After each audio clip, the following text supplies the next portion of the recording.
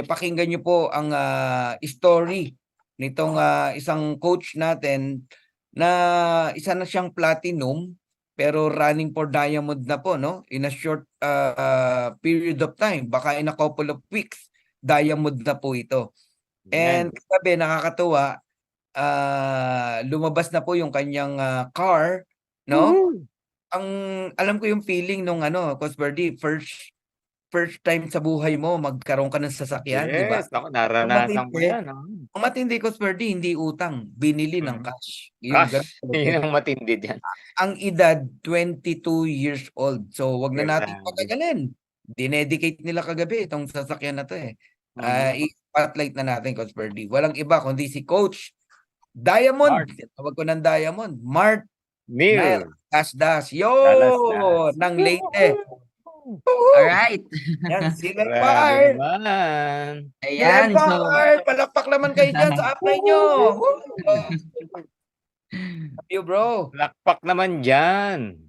alright, so ayan, thank you so much. Ayan, Coach Fernan and Coach Ferds, no? Ayan sa ulit, nandito na naman ako para mag-share ng aking story and hopefully maka-inspire po tayo lalo na sa ating mga kapwa Gen Zs, no? Na hindi ka lang sa hindi ka lang na ang yung tipong kagaya sa akin dati na alam niyo yun, palamunin. 'Di ba? May magagawa ka rin, Puro hingi, puro mag-decide ka hingi, lang. no? Yes, yes po. Ayan. So, hello sa inyong lahat po. So, I'm Coach Mark Taldagasdas and 22 years of age and nandito pa ako sa Tacloban right now, no? And full-time ko na po ginagawa itong si Live Good. Ayan. So, ikwento ko lang po yun, yung yung short story ko. Okay, kung paano ako nag-start dito sa Live Good at ano yung mga syempre mga napagdaanan din natin at na-overcome natin, no? So, kumbaga yung paglagay po sa amin dito is matatawag kong divine calling. Alright? Kasi, meron kaming experience, no? Sa namin, sa previous company namin. So, hindi naging magandang sitwasyon, kumbaga naging toxic na yung environment and hindi na rin kami na-compensate ng tama, no? Yung kumbaga, yung payout namin sobrang delay. Alright? So, ito na yung naging namin tinatawag na bread and butter. Yun yung kumbaga bumubuhay sa amin, sa family namin, no? So, kumbaga, yung pangarap namin parang unti-unting nawawala. Alright, pero hindi pa rin po ako nawalan ng pag-asa. So, dumating po talaga yung time na, nag-pray po talaga ako sa Panginoon and hindi po basta-bastang prayer. So, this is my living testimony. I know different yung paniniwala natin, pero naniniwala ko na 'pag nag-pray ka ng buong puso mo at hiniling mo sa Panginoon talaga, yung isang bagay, no, na positive naman siya na puwedeng makatulong, no, ibibigay talaga 'yan, sa tamang panahon. So, kumbaga, nangyari po is that nag-pray ako and kasama po nun, I know siguro maraming familiar din sa atin, yung tinatawag na fasting. Alright, so naniniwala ako sobrang 101% po naniniwala ako na 'pag sinamahan mo ng gano'n, mas magiging effective siya, 'no, and didinigin talaga ni Lord yung prayer mo. So, kumbaga dumating talaga yung time na, yun nga, actually wala akong plano talaga nun kasi low moral na kami that time and wala na akong paramdam sa grupo ko, ayan, even sa mga leaders ko. Okay, so dumating yung talaga yung time na may celebration kami sa church namin and, dinala ko ng katawan ko. I don't know for no reason. 'No, so dinala ko dun sa church namin sabi ko, anong nangyari?" Okey, kumbaga nandun na kaagad ako. So ayun na, nag-fast po kami, for 3 days, alright? Ibig ano po, dry fasting po yun, wala pong tubig, wala pong kain. So talagang nilabanan ko, kahit hindi ako sanay sa ganun, 'no. So ayun na nga po, nag-pray po ako ng isang opportunity na, puwedeng makatulong sa'kin, kahit opportunity na makatulong sa'kin and sa family ko, and especially sa team ko 'no, kasi alam ko malalaki yung mga pangarap nila and gusto kong matulungan din sila. So, to cut the long story short po, nakita ko yung isang post 'no, about sa Live Good and, na-curious po na actually wala pong sa mga 'di nakakalam po 'no, wala pong nag-invite sa'min. kami po nagpa-invite. Okay? So na-curious lang po ako sa isang post na around 150,000 na po yung members ng Live Good. Okay? It was way back March, no? So sabi ko, grabe, ano tong Live Good? Okay? Parang may spark yung ganun. So nag-search po ako and napunta po ako sa video ni Coach Fernan. Alright? Tapos yun na po, nag-pre-register ako and in-email niya po ako. Ayan, tapos yun na po, chinat ko po siya sa Facebook, no? And yun, tinawagan ko po and lahat po ng possible na question tinanong ko po, 'di ba? Kung alam ko marami sa inyo baka iniisip din scam ba 'yan, 'di ba? Kasi ano ang liit ng starting kumbaga starting natin capital dito para makapag-start and ang laki ng kitaan. Sabi ko parang 'di ba mag-overpay out parang ganun or baka malugi yung company. So lahat ng possible na tanong tinanong ko na po and true enough na-convince naman po ako. So that time actually supposedly magsisimula na ako. Pero since siyempre na-train po ako na in a good way, 'no? So nirespeto ko po yung decision ng decision muna ng mga upline ko. So sinabi ko po muna sa kanila and gusto ko idamay din sila. Alright? So yun na nga po, nag-meeting po kami and yung upline ng upline ko, so hindi hindi siya sumama, nag-start kami. Okay, so kaming dalawa lang po ng direct upline ko which is pinsan ko po. So shout out ayan kay sa direct upline ko si Coach Trix Saizon Quezon, no. So since from the start siya po yung kasama ko and turo at nag-train po sa akin na kung sinoon po ako ngayon. Alright, so fast forward po, so sinimulan ko po agad, almost 1 month po yung hintayan namin kasi may hinihintay pa po kaming commission and sa team namin may kailangan pa silang commission, 'di ba? So, nangyari is that na-find out din po ng aming company owner na terminate po kami, which is mas naging masaya po ako nun. Okay, kasi at least makapag-all out na ako kasi I'm willing na po talaga na magpa-terminate. Willing na ako magpa-terminate kasi nga, talagang hindi na maganda And nakita ko yung potential nito and unang naging mindset ko talaga is I really want to help especially yung namin, yung ministry namin. So yun yung unang naging mindset ko talaga. Sabi ko kasi bonus yun sa akin yung pangarap ko, yung goal ko and yung family. Kasi nakita ko rin sitwasyon ng ministry namin and kulang po talaga sa financial. Yun yung nakita ko talaga. And yun yung kumbaga naging siguro purpose ko na rin kung bakit dininig ni Lord yung prayer ko. Alright, so talagang indeed masasabi ko pong answered prayer. Alright? Ayan, so yun nga, fast forward, so sinimulan po namin, it was way back April, to be exact, no, April 19, okay, 20 this year. Alright, and fast forward on my first day, syempre, ayan, bilis lang naman mag-bronze, no, so yan, buti nga nung time na yon kasi sinare ko kaagad sa magulang ko, specifically sa mama ko, no, and nagulat ako kasi positive siya. Okay, sobrang galing po kasi ng natin, ng ating mga speakers, si Coach Fernan and Coach Ferds. So, tune in nyo lang po as in, grabe talaga. In my history, no, never ko pang nakita yung mama ko na ganun ka baliw. Yung term ko, ganun, mas baliw pa sa akin. Halos araw-araw, live good po yung pinag-uusapan namin. Pati mga pinsan ko, iniingganyo pa, di ba? Anong ginagawa mo, di ba? Bakit? Di ba, mag-live good ka na lang, di ba? Para mas kumita, makatulong ka pa sa magulang nyo. So, yun na nga po, no? So, yan, first day, nag-ano po ako, na-enroll po namin lahat ng family namin, including my lola. Okay? So, yan, sa mga dito, ayan, sa manonood, ayan, pesto nyo po yung family nyo. Okay? At, syempre, trabahuin nyo rin. Okay? Para madamay din po sila syempre, sa pagkita, pag-income, no? So, yun nga, first day, nag-ano po ako, nag-bronze agad. Ayan, so automatic naman po yun. And in 9 days, yan, na-hit po natin ang silver and in 37 days, doon naman po natin na-hit ang gold rank and in 85 days, doon po natin na-hit ang platinum. And very soon po, ayan, in few weeks, in God's will, before the event, okay, pagkaloob ni Lord, ayan, so ma-hit po natin ang diamond. And ayan po, no, in 6 months and 14 days to be exact, doon ko po na-hit yung aking first 7 figures dito po sa Live Good. And nung nakaraan lang po, no, sinabay po namin sa celebration namin ng tinatawag namin na Feast of God or anniversary. Ayan, doon ko po nakuha yung aking first car in 7 months and 21 days, fully paid po na Hyundai Elantra.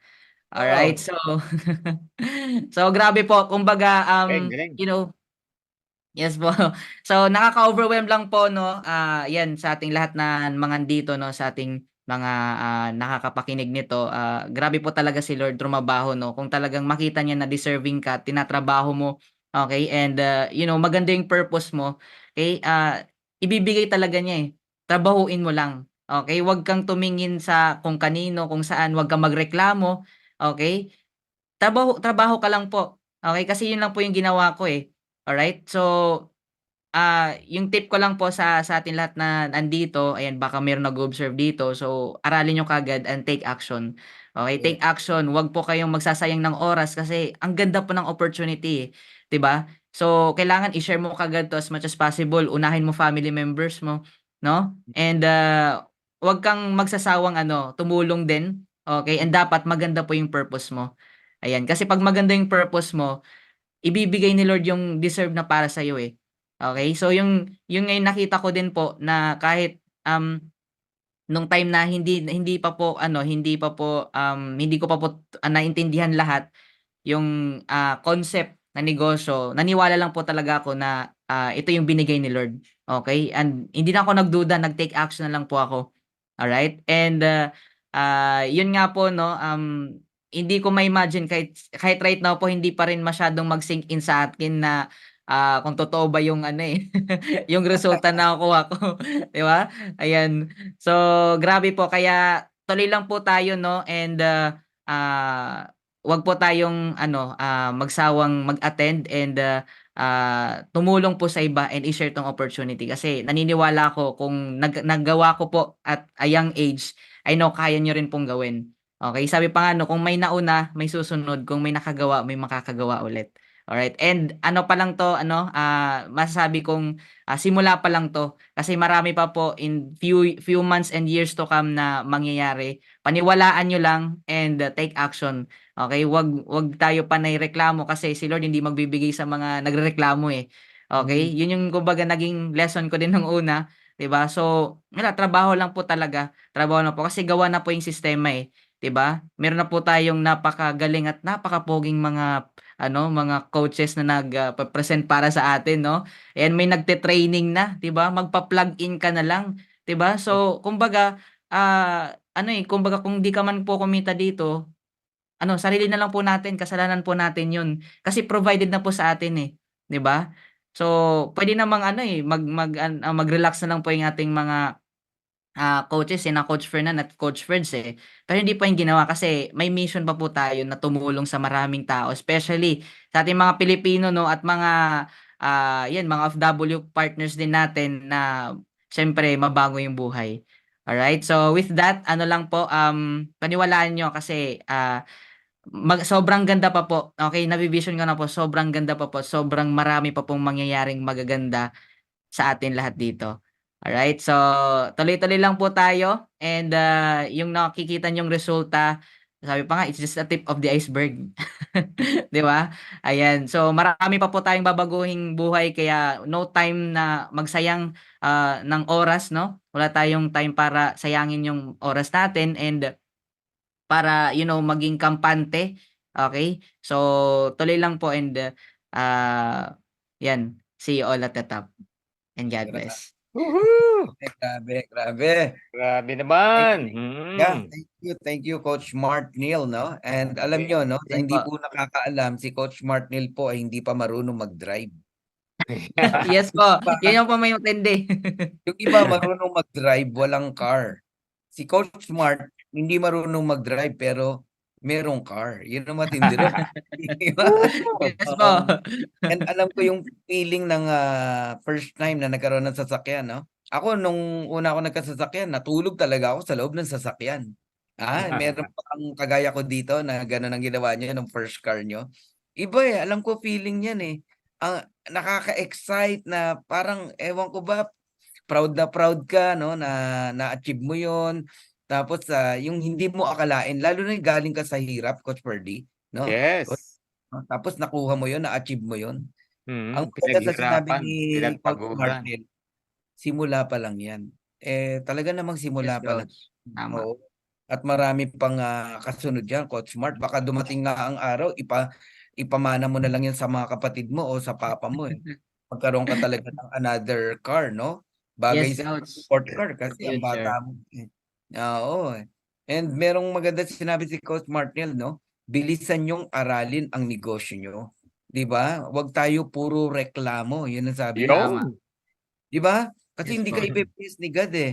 Totoo 'yun, no? Ang Yes. nagpapabagal sa atin lack of knowledge. Kaya sabi niya, bilisan yung aralin yung negosyo, napakaganda. Yan. So wag daw puro reklamo. Usually yung mga nagrereklamo lagi, yan yung kulang ng kaalaman, Coach Ferdy. Hindi Oo. inaaral yung negosyo. Saka Baka yung saka yung mga alam na, no, yung alam na nagtatanong paano ba maging diamond, no? Tama si Coach Martinel eh. Trabahuhin mo lang, 'di ba? Kung ano yung Yes. nalaman mo, kung ano yung natutunan mo, trabahuhin mo lang, huwag kang magsayang ng oras. 'Yun ang Yes. sinabi ni Coach Martinel kanina. Wala kang dapat sayangin na oras. No, kasi Give Coach Fernan, maraming nagtatanong eh, no, paano daw mag-diamond? Ano Oo. bang sikreto? Wala namang sikreto eh, 'di Gawin ba? mo lang. There's no secret. Nilatag na po lahat. All Yes. about live good. Tama po. Nagkakatalo na lang paano mo tinatrabaho. May Gaano bonus ka pa. ka-dedicated, no? Parang basketball, wala namang sikreto diyan eh. Bakit merong mas magaling? Kasi paano siya mag-practice? Paano Tama. siya ka-dedicated na manalo, no? Dun po nagkakatalo. Pero it's all about live good, paano gawin? Wala pong sikreto. Pare-pareho lang ang Pare-parehas. ginagawa natin. Woo! Grabe. Drawing lang Congratulations, talaga, no? Coach Mark Oo. Neil. Thank you po, thank you, Coach Congratulations, Fernando. Coach Mark. And Maraming salamat. nabanggit mo na inuna mo yung family mo. Ilan kayo sa family nyo na nagli-live good? Okay, sa ano ko po, buong ano ko, sa sarili ko po mga ano kami, 7 kami. Wow. Okay, 7 kasama Ah. yung ano ko, yung lola ko. Hindi pa yun kasama yung ibang kapatid ng mama ko tsaka mga anak niya. Sinunti-unti ng isali lahat ng ano talaga eh, ng family members namin. Oo. Sa tig Nakikita mo 2,000 ba, na lang. Coach Mark, nakikita mo ba isang araw, no? Kumakain kayo sa isang class na restaurant tapos nag-uunahan kayo magbayad kasi lahat kayo kumikita. Ay, yes po, Coach. Grabe. How Yes po. about buong pamilya nyo nasa cruise ship? 'Di ba? Kasi may Yes, budget, Coach. Yes, 'di Coach. ba? Grabe, ang sarap niyan. Opo, Pupunta kayo ng ibang bansa, kasama mo si nanay, mga kapatid mo. Wow! tama po. Sarap ng feeling niyan, sarap ng pakiramdam. Grabe si Edwin Lopez nag-o-offer, gusto mo daw siya magturo sa'yo, no? Ayan, sina Coach Rodel, first car nila, tinulugan din yung loob ng sasakyan. Ayan, oh, may ganun talaga eh. Oo, 'di ba? Coach Rodel De Vera ng Isabela, no? Basta po talaga mabait, ibibigay talaga. Ayun, mentor na Yun. expert, sabi ni Coach Early. Ayan, no? Ayan, congratulations daw sa'yo. Nakakabaliw, sabi ni MG Garbs, no? Congratulations, sabi ni Lorenza. Grabe, grabe Ang talaga. isang nakaka-excite yung tama rin si Coach Martinel eh, no? Yung nagsisimula pa lang si Live Good. Grabe, no? We're just starting, sa totoo lang po. Nagsisimula pa lang. Ito pong mga naririnig nyo, kotse, kumita na ng 7 digits. Wala pa po yan. Wala pa. Nagsisimula pa Yes lang po. po. Wala pa. Hindi pa po yan yung totoong income dito sa Live Good. Yan, no? Opo. Kaya yun ang nakaka-excite, no? Na future natin dito. Meron ako nasalihan eh. 10 years na sa sa ano, no? 10 years na yung company. Kumita pa rin ako eh. Correct. Ang punto ko, Coach Ferdy, 10 years na. Paano yung unang sumali dun sa 10 years na yun? Oh my God. Yun ang sitwasyon natin ngayon. Ulala. Wala pang Grabe. 1 year, nandito na tayo sa Live Good. Pag nag 10 years to, anong buhay meron ka? Eh yung 10 years na nga, kumita pa. Ang sabi dun sa S-curve, 10 to 20 times. Ibig Ang sabihin, kinikita mo ngayon. kumikita ka Grabe. ng 1M. Kung ano kinikita mo ngayon, 10 to 20 times. Oh my God. Grabe naman, no? Grabe. Ano na kaya yan, di ba?